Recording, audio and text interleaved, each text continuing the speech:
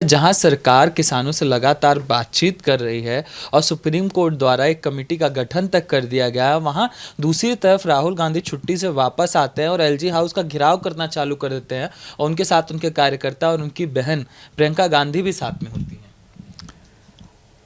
Shining India के दर्शक हमेशा आपके गंभीर विषयों पर बातचीत तथ्य सुनते रहते हैं। आप क्या चाहते हैं कि उन लोगों को मनोरंजन का कोई हक नहीं है? जो हमारे इसमें दर्शक है, जो हमारा वीडियो देखते हैं, उनको विदेशकों का, अभिनेताओं का, जो राजनीति में खासकर सक्रिय हैं, उनको भी जरा देखने दीजिए किस ढंग से उछल कूद होता है। देखिए, सुनने में मेरे शब्द और मेरी भाषा किसी को उपहासात्मक, निंदात्मक लग सकता है, लेकिन आज का सच यही है कि भारतीय राजनीति में राहुल गांधी की भूमिका एक विदूषक और एक मनोरंजनकारी नेता की रह गई है। इस किसान के नाम पर जो भी आंदोलन हो रहा है कृषि कानून के विरोध में, उसको लेकर के भी देश भर में एक गलतफहमी पैदा हुई है कि ये शायद भारतीय जनता पार्टी का वोट काटने में और विरोधी पार्टियां जो इसमें सक्रिय भूमिका निभाएंगी, समर्थन करेंगी, आगे आ जाएंगी, उछल कूद करेंगी, सरकार पर हमला करेंगे, उनका वोट बढ़ जाएगा। आप देख लीजिए, ये आंदोलन दिल्ली में अब आया है, लेकिन आंदोलन तो सितंबर से आरंभ हो गया था। उसके बाद जो चुनाव हुए हैं, उपचुनाव हुए हैं, उसके परिणाम क्या आए हैं? देखिए, राहुल गांधी और प्रियंका गांधी का कृषि कानून के विरोध में या कृषि कानून के विरोध में चल रहे आंदोलन के समर्थन में दिल्ली का जो मार्च है, वो केवल ये आप कह सकते हैं कि ये काम विहीन परिवार का अपने को सक्रिय रखने की कवायद भर है, वो और कुछ नहीं है। और सक्रिय रखने के साथ साथ जो एक नेताओं में एक आकांक्षा होती है कि हम मीडिया में हम सुर्खियों में बने रहे, वो दूसरी रणनीति इसके पीछे है। क्योंकि कांग्रेस में जिस ढंग से विद्रोह हुआ है, 23 नेताओं ने खुलकर परिवार पर प्रश्न उठाया, उन्होंने बताया कि किस ढंग से हमारा नेतृत्व जो है विफल है, उसके प्रभाव घट रहे हैं। उनकी संख्या बढ़ के सुन रहे हैं कि अब 40, 42, 43 हो गई है, जो पार्टी का कायाकल्प चाहते हैं। हालांकि उनमें साइन करने वाले लोग भी एक समय उस परिवार के दरबारी ही थे जो घिरे रहते थे। जब मेरे जैसे लोग कहते थे कि कांग्रेस जैसी पुरानी पार्टियों को, जिसमें आज भी अनेक योग्य नेता हैं, उनको बीच से नेतृत्व उभारना चाहिए, वो परिवार पर निर्भर न रहें, क्योंकि उस परिवार का कोई भी जनता पर प्रभाव नहीं है। एक परिस्थिति बस सरकार यूपीए की जरूर बन गई है, लेकिन उस परिवार को 1998 में ही 99 में जनता ने नकार दिया था, जब सोनिया गांधी के नेतृत्व में कांग्रेस को इतिहास का सबसे कम 114 सीटें मिली थी, जबकि लगा था कि अटल बिहारी वाजपेयी को उखाड़ देंगे। उसके बाद की परिस्थितियां बदली। अब उस परिवार के सामने यह है कि अपना अस्तित्व कैसे बनाए रखा जाए। उनके समर्थकों, रणनीतिकारों ने उनको समझाया है कि अगर आप सक्रिय नहीं होंगे, अगर आप अपने नेताओं के खिलाफ बोलेंगे, अगर आप आगे नहीं दिखेंगे, तो जैसे धीरे धीरे पार्टी से आप बाहर हो जाएंगे, मुख्य धारा से, और आप सब हाशिए पर चले जाएंगे। तो इसमें जो मूल बात है, जैसे मैंने कहा कि एक काम विहीन परिवार का अपने को सक्रिय रखना, फिर दूसरा मीडिया के सुर्खियों होना, लेकिन ये सब चीज़ें यहीं जाके जो है केंद्रित होती हैं कि उस परिवार को अब कांग्रेस के अंदर अपनी केंद्रीय भूमिका बनाए रखने के लिए क्या करना है, इसकी मजबूरी आ गई है और उसमें सारा उछल कूद हो रहा है। क्या मानते हैं कि कांग्रेस इस हालत में है आज दिल्ली में भी, कम से कम कि दिल्ली में वो कुछ ज़्यादा कर सके, क्योंकि अगर आम आदमी पार्टी भी इसका विरोध कर रही है, किसानों के समर्थन में जा रही है, तो कांग्रेस के लिए कहाँ जगह बचा हुआ है। इसलिए इन सब चीज़ों का महत्व मेरा अपना मानना है कि हमारे देश में अब केवल मनोरंजन के लिए रह गया है। सर, कमेटी से क्यों भागा जा रहा है सर? जब कमेटी में सारी बात रखनी है, सुप्रीम कोर्ट ने भी कहा है कि जो भी आपकी दिक्कतें आप आइए कमेटी में सुलझाएंगे, तो कमेटी से क्यों भाग रहे हैं?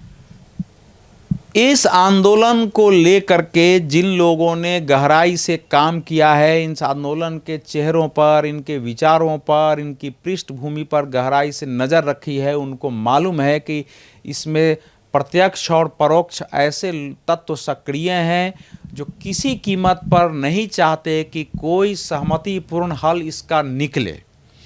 और उन्होंने जिस ढंग से उनका कैंपेन चलता है, उनका अभियान चलता है, ऑपरेशन चलता है, जगह जगह दिन रात वहाँ अकेले बैठ करके, वो पूरा माहौल ऐसा बना दिया गया है कि कोई किसान संगठन वहाँ अगर चाहता भी है कि हम सुप्रीम कोर्ट का सम्मान करें, तो मालूम है कि अगर कोई नेता बयान देगा तो वो हाशिए पर फेंक दिया जाएगा। एक माहौल है उसमें।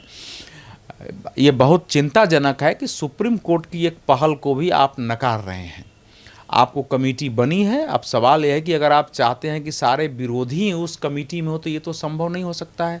आप सुप्रीम कोर्ट पर भी सवाल उठाएंगे, सरकार पर सवाल उठाएंगे, मीडिया पर सवाल उठाएंगे, तो क्या दुनिया के सबसे जो है सबसे न्याय संगत, क्या दुनिया के सबसे निष्पक्ष, क्या दुनिया की सबसे गहरी जानकारी रखने वाले लोग इसके आंदोलन में ही शामिल हैं और बाकी किसी को कृषि और किसानों की समस्याओं की जानकारी नहीं है? सुप्रीम कोर्ट ने उसमें बहुत अच्छी टिप्पणी की कि आज के इस एक्स्ट्रा ऑर्डिनरी शब्द का इस्तेमाल किया है, यानी अभूतपूर्व कदम के बाद अनिश्चितकालीन धरना की कोई प्रासंगिकता नहीं रह गई है। किसानों को अपने घर वापस जाना चाहिए, लेकिन अगर आप अनिश्चित काल तक बैठे रहना चाहते हैं तो आप बैठिए, हमारा राजनीति से कोई लेना देना नहीं है। हम तो समाधान चाहते हैं और इसके लिए पहल कर रहे हैं। हमें सुनना भी नहीं चाहते, कोई कमेटी में नहीं आना चाहता। लेकिन यह भी बात है कि कुछ ऐसे किसान संगठन हैं जो कि कमेटी में जाने के लिए भी तैयार हैं और जिन्होंने वकालतनामा पर साइन करके अपना वकील भी खड़ा कर दिया था। तो इसका मतलब ये भी हुआ कि जो लोग जो आंदोलन है इसमें सभी एक ही स्वर से बोलने वाले या सभी एक ही पक्ष के लोग नहीं हैं। कमेटी में न जाने के पीछे केवल कुत्सित राजनीति है और कि किसी ढंग से ये आंदोलन लंबा खींचे, मोदी सरकार के विरुद्ध वातावरण बने, कृषि कानून जो है किसानों के हित में नहीं है, ये एक संदेश देश भर में जाए, दूसरी जगह भी लोग खड़े हों, दुनिया में इस सरकार की थूथू हो, और अंत में इस सरकार को मजबूर होकर के कुछ ऐसी कार्रवाई बल प्रयोग करना पड़े जिसके कारण हमको आग लगाने का मौका मिले। मैं समझता हूं कि और दूसरा कोई भी विवेकशील कारण सुप्रीम कोर्ट की समिति में नहीं जाने का नहीं हो सकता। सर, जो कमेटी बनाई गई थी सुप्रीम कोर्ट द्वारा, उसमें जो भूपिंदर सिंह मान थे, उनका भी कमेटी को छोड़ देना और फिर चीज़ें निकल कर आना। उनके साथी हैं ऑल इंडिया किसान संघर्ष कोऑर्डिनेशन कमेटी के विनोद आनंद, जो कि कहते हैं कि उनको कनाडा से और बाहर से धमकियाँ आ रही हैं, धमकियों भरे कॉल्स आ रहे हैं। फिर कई पत्रकार भी ट्वीट्स करते हैं। क्या सर कमेटी का छोड़ने का कारण यही है? देखिए, भूपेंद्र सिंह मान का कमेटी छोड़ने के लिए पत्र लिखना उच्चतम न्यायालय को और उसको सार्वजनिक करना ये बहुत दुर्भाग्यपूर्ण है और साथ साथ ये चिंताजनक भी है और मेरे जैसे व्यक्ति के लिए ये आतंकित करने वाला है, डरने वाला है कि एक व्यक्ति जिसने जब कमेटी बनी, अगर उनको उसमें नहीं रहना होता तो पहले दिन उसको नकार जाते, क्योंकि ऐसा तो था नहीं। तो कमेटी बनने के बाद आप इतने घंटे होने के बाद आप अगर छोड़ते हैं तो इसका कारण उतना ही नहीं हो सकता है जितना कि उन्होंने अपने पत्र में लिखा है कि हम हमेशा पंजाब में हूँ, मैं किसानों के साथ हूँ, किसानों के हितों से कोई समझौता नहीं कर सकता हूँ। तो क्या सुप्रीम कोर्ट की कमेटी में रह के किसानों के हितों से समझौता होने की स्थिति पैदा होती? उन्होंने ये भी कहा है कि हमारी कमेटी के दूसरे मेंबर से भी बात नहीं हुई है।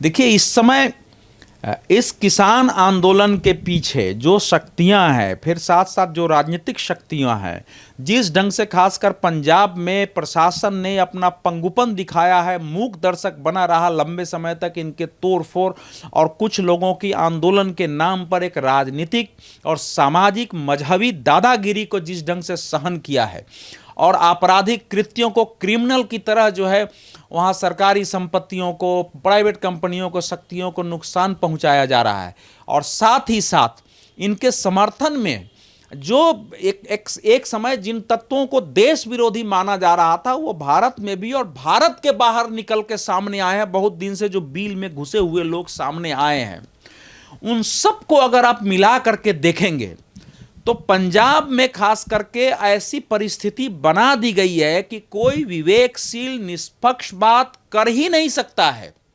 अगर थोड़े भी किसी के बारे में ये आभास तक हो जाए, उसकी बात से संकेत तक मिल जाए कि वो व्यक्ति एक तटस्थ भूमिका निभाना चाहता है, बिल का समर्थन तो छोड़ दीजिए, उसको उसके परिवार के का जीना मुहाल हो जाता है। ऐसे तत्व हैं। इतना माहौल ऐसा बना दिया गया है दबाव का कि कोई व्यक्ति टिकेगा नहीं। जहां तक मेरी जानकारी है, अब जो विनोद वर्मा ने जो आरोप लगाया है, जो उनको किसान समन्वय समिति के कोर कमेटी के मेंबर हैं, कि कनाडा से फोन आया, मुझे उसमें कोई आश्चर्य नहीं है, क्योंकि कनाडा हमारे आपके लिए विदेश हो सकता है, पंजाब के लोगों के लिए तो ऐसा ही है जैसे अपने किसी रिश्तेदारी में जा रहे हैं। डेली उनके संबंध हैं। कनाडा में जिस ढंग से सिख फॉर जस्टिस संगठन ने वहाँ प्रदर्शन किया, जिस ढंग से वहाँ खालिस्तान के झंडे लहराए गए, अलग अलग शहरों में प्रदर्शन हुआ, वहाँ के प्राइम मिनिस्टर तक का बयान आया है, दूसरे लंदन से लेके और वाशिंगटन डीसी तक में प्रदर्शन हुए, वहाँ भी खालिस्तान के झंडे लहराए गए। और आपको यहाँ भी इस देश के बड़े अखबार ने बाकायदा फोटो छापा था कि किस ढंग से जो यहाँ किसान संघर्ष समिति के ठीक मंच से 100 गज की दूरी पर, 100 गज से भी कम की दूरी पर, किस ढंग से बेअंत सिंह के हत्यारा जो कि अभी तिहाड़ जेल में सजा काट रहा है, उसकी 2-2 तस्वीरें लगी हुई है। और उसने जो youth for Sikh for youth संगठन बनाया था, उसका भंडारा चल रहा है। और जब किसी ने वहाँ बैठे हुए एक सज्जन से पूछा, उसने कहा कि वो आतंकवादी नहीं है, यहाँ तक कि राजवाना भी आतंकवादी नहीं है, और हम यहाँ आतंकवादी नहीं हैं, हम किसान बन करके आए हैं। तो आपको लगता है कि पंजाब से सुप्रीम कोर्ट किसी व्यक्ति को नामित करेगी, और जबकि इस आंदोलन के सूत्रधारों को पता है कि इस कानून में न संविधान का उल्लंघन है, न ऐसी कोई बात है कि ये कमेटी इसको रद्द करने का सुझाव देगी, ये भनक इनको पहले मिल चुकी है। तो ऐसे पंजाब से ऐसे व्यक्ति को क्या काम करने दिया जाएगा? जहाँ तक मेरी जानकारी है और मीडिया में भी धीरे धीरे आ रहा है, जब से ये बने हैं इनके परिवार के साथ अभद्र व्यवहार, इनको गालियाँ, इनको धमकियाँ, यहाँ तक कि जो मजहब है, मजहब के नाम पर भी इनको धमकियाँ, इनको दुत्कार एक पूरा लगा के, जैसे पूरे समाज से, सिख समाज से अगर किसी के बहिष्कृत होने का खतरा पैदा हो जाए तो व्यक्ति क्या कर सकता है। हालांकि अब इनकी उम्र पूरी हो चुकी है, देश ने इनको बहुत कुछ दिया है, राज्यसभा की सदस्यता दिया है, बड़े पुरस्कार मिले हैं, सम्मान मिला है। ऐसे व्यक्ति को मेरे अनुसार डट के खड़ा होना चाहिए था। अगर कोई मारना चाहता है तो मारो, मैं किसानों के खिलाफ नहीं हूँ, जो हित में होगा वही कहूँगा। अगर इन्होंने कहा था कि ये कानून सही है तो इनको अपने स्टैंड पर रहना चाहिए था। सवाल यह है कि इन्होंने भी बहुत कमजोरी और कायरता दिखाई है। भूपेंद्र सिंह मान ने इन्हीं का बनाया हुआ भारतीय किसान यूनियन है, जिसके आज 35, 36, 40 ग्रुप चारों तरफ बन के काम कर रहे हैं। ऐसा व्यक्ति कैसे हट सकता है? लेकिन इससे भी बड़ी बात यह है कि क्या इस देश में कानून के राज नाम की कोई चीज है या नहीं है कि सुप्रीम कोर्ट द्वारा नामित एक व्यक्ति समिति से बाहर होने को मजबूर हो जाता है। और सुप्रीम कोर्ट को भी स्वयं संज्ञान लेना चाहिए कि कैसे तत्व इस आंदोलन में शामिल है, कौन से लोग हैं जो सुप्रीम कोर्ट की पहल को भी किसी कीमत पर सफल होने नहीं देना चाहते हैं।